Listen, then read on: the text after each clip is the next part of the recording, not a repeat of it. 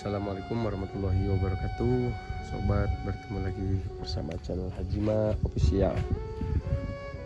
Jadi ini rumahnya Ustadz Mamat, sobat.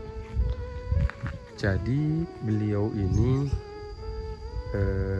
seorang imam masjid di suatu wilayah desa terpencil. Dia itu keterbatasan, kekurangan, gak bisa jalan. Katanya dulunya pernah kecelakaan.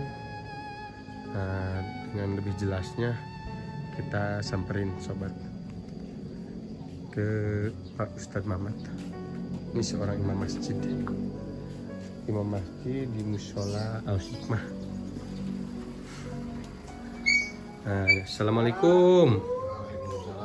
Bang, Pak Ustadz. Alhamdulillah. Gimana Pak Ustadz? Damang? Alhamdulillah sehat walafiat. Sendiri di sini? Berdua dengan ibu. Oh, udah berdua dengan ibu ya? Alhamdulillah. Bulan puasa, jadi tadi subuhan Pak Ustadz. Aduh. Pak Ustadz, nah dengar nih dari warga, Pak Ustadz,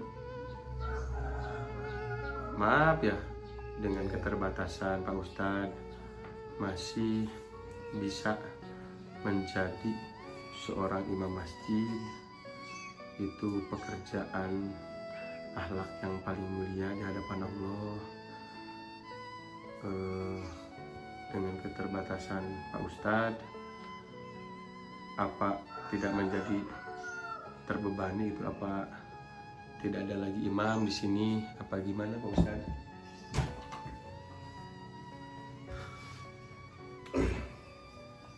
Ya, alhamdulillah sampai saat ini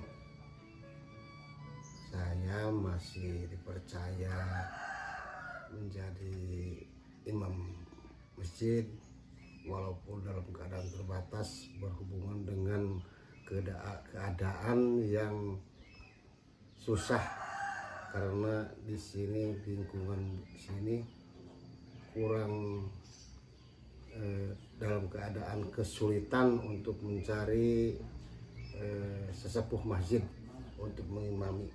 Makanya saya merasa bukan terpaksa tetapi merasa terpanggil untuk masih memimpin mushola masjid ini, karena dalam keadaan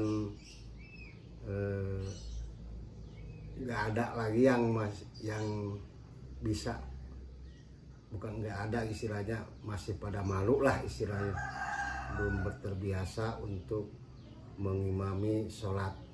Makanya walaupun dalam keadaan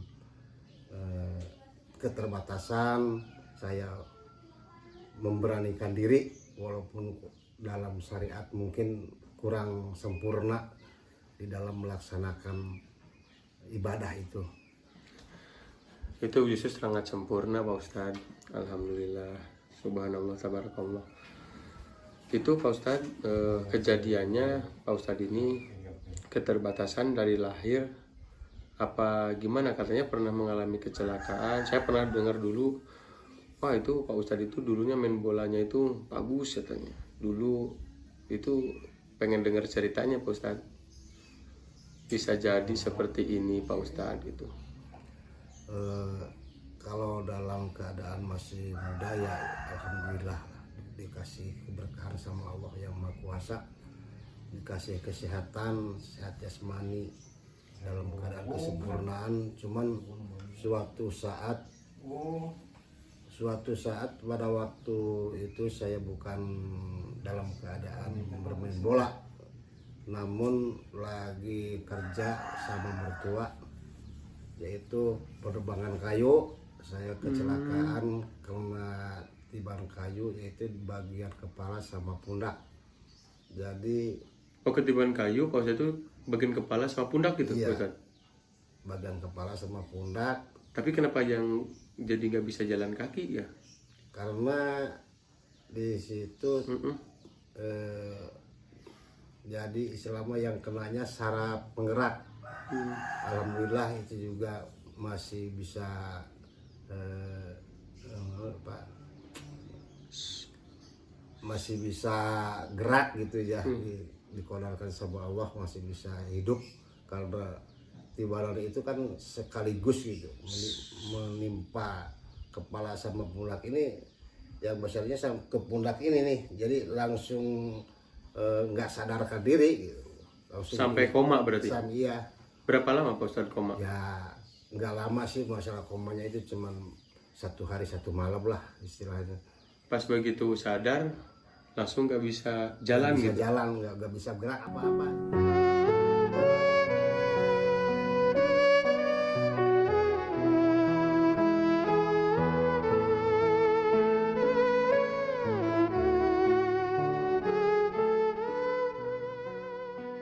Waktu saya kecelakaan itu baru istri saya itu baru hamil 4 bulan dalam kandungan. Jadi prinsipnya anak saya yang sekarang itu masih dalam keadaan janin lah istilahnya, masih dalam kandungan. Jadi posisi kejadian Pak Ustadz itu pas kejadian kecelakaan itu tertimpa kayu, itu sedang istri Pak Ustadz itu sedang mengandung 4 bulan di rahimnya bulan, gitu. ya. Masih 4 bulan. Jadi waktu anak saya lahir itu saya udah dalam keadaan tergeletak istilahnya, mah nggak bisa kemana-mana, soalnya jangankan untuk menggerakkan diri pribadi susah sekali gitu istilahnya, nggak bisa bergerak apa-apa, segala macamnya itu. Berarti Pak ditanggung sama orang Ustadz selama 31 tahun pekerjaan yang sehari-hari Pak Ustadz geluti apa? Kalau selama ini Penghasilan dari mana, kan kita untuk makan apa segala macam. Apalagi sekarang tinggal sama ibu yang lagi sakit ya Pak Ustadz. iya. Kalau waktu baru-baru kecelakaan kan orang tua masih lengkap gitu ya, itu masih ditanggung sama orang tua.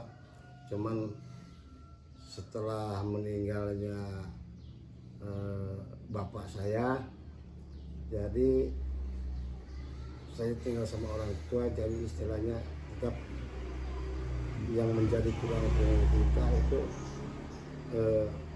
ibu gitu. Cuman berhubungan sekarang sudah tua, ya seadanya lah istilahnya, pekerjaan apa adanya, pendapatan juga seadanya gitu. Nggak bisa di faktor atau istilahnya. Berarti bisa dikatakan sekarang pendapatan 0 rupiah ya, Ya, Pak Ustadz, ya, karena nggak ada soalnya pekerjaan. nggak punya pekerjaan yang tetap, apalagi dalam keadaan keterbatasan, tangan juga nggak bisa begitu fungsi karena jari-jarinya juga nggak bisa gerak gitu ya. Jadi seadanya aja gitu. Jadi alhamdulillah Allah masih memberi rezeki kepada saya, walaupun dari mana, entah dari siapa, sampai saat ini saya masih bisa makan layaknya orang lain lah istilahnya. Walaupun orang lain 3 kali, kita juga 3 kali, walaupun dalam keadaan apa adanya, dan apa yang dimakan kita itu sama gitu. Alhamdulillah. Iya. Allah Maha Adil ya Pak Ustadz. Iya. Apalagi sekarang Pak Ustadz lagi sakit di sini, ngurus lagi yang sakit ya, ibu Iya, sakit sekarang. Pak Ustadz juga keterbatasan sambil ngurus ibu yang sakit. Apa enggak berat gitu Pak Ustadz? Sangat berat menurut saya ini Pak Ustadz. Kalau bagi saya mengurus orang tua itu sebagai kewajiban, walaupun kita dalam keadaan keterbatasan, kita harus berbuat baik kepada orang tua itu, karena orang tua kita itu yang melahirkan, yang mengandung dan yang melahirkan kita, yang mengurus kita sampai saat ini. Kalau untuk di istilahnya untuk dibilang berat, nggak berat karena kita juga harus melihat ke belakang bahwa kita itu harus berbuat baik kepada orang tua sebagai berbakti kita kepada orang tua.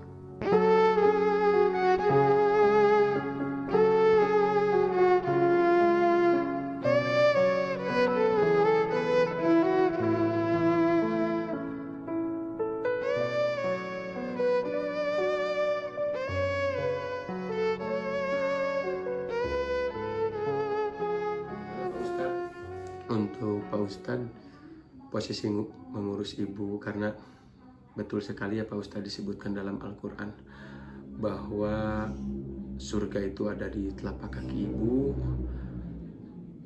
Ridhonya Allah itu adalah ridhonya ibu. Luar biasa Pak Ustadz, subhanallah, tabarakallah. Pak Ustadz sekarang dengan posisi keterbatasan mengurus ibu itu, apakah ada capek, suka ngeluh gitu Pak Ustadz? Suka ngeluh, capek, putus asa gitu perasaan Pak Ustadz? Apa pernah berpikiran seperti itu? Kalau masalah keluhan, merasa capek pasti ada. Setiap manusia itu pasti merasakan apa kekurangannya, keluhan pasti ada. Karena kita manusia biasa ya Pak Ustadz. Manusia itu karena tempatnya salah, tapi dipikir lagi, apalagi kita ya istilah zaman, bukan zaman, istilahnya kita ini keadaan begini, saya sebagai anak itu merasakan keberatan juga, agak keberatan juga gitu kadang kala gitu ya, istilah karena ke dalam bukan keberatan, mungkin kerepotan ya, gitu kan ya Pak Ustadz. Istilahnya bukan kerepotan, cuma agak kerepotan karena dalam keadaan fisik saya juga begini, orang tua juga udah nggak bisa jalan selama 2 bulan ini di tempat tidur. Jadi kalau untuk pemeliharaannya gitu, jadi agak repot gitu karena jarang yang ya istilah nggak ada bantuan, maksud nggak ada bantuan itu nggak ada yang megang lagi gitu kecuali kita. Kalau mau kencing, istilah untuk repotnya di situ gitu, buang air gitu karena alhamdulillah istilahnya, walaupun saya dikasih cobaan sama Allah Subhanahu wa Ta'ala dalam keadaan keterbatasan, saya bersyukur kepada Allah. Mudah-mudahan ada keajaiban dari Allah yang Maha Kuasa. Semoga penyakit yang ada di dalam tubuh saya ini cepat diangkat sama Allah. Amin. Dan orang tua juga dikasih kesehatan semula, dan semoga kita nanti bisa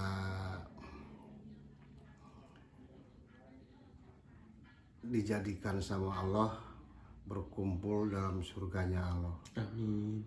Cuman kita nggak bisa di sana kan sempurna ya Pak Ustadz. Iya.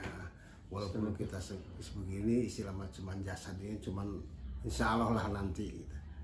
Mungkin sama Allah sempurnakan. Amin. Di surganya Allah nanti ya Pak Ustadz. Iya. Kalau dari saya cuman bisa memberi dua patah kata. Jangan putus asa kepada rahmat Allah.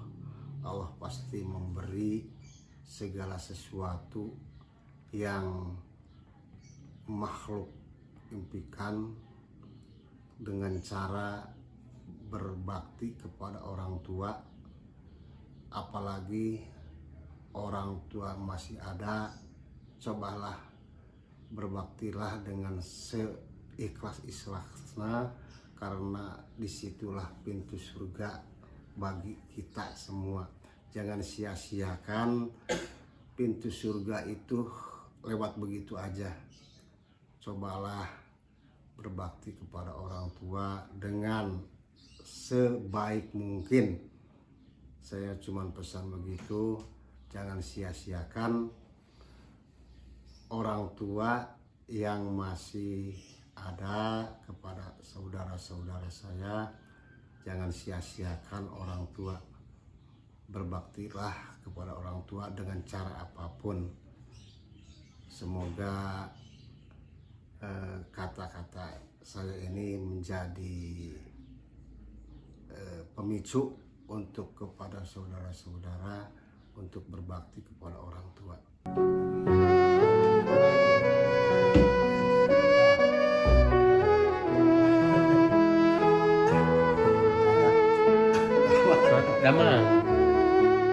Damang. Apa kemente ngedeng we matanya. Sing enggal damang emaknya. Sing enggal damang emak.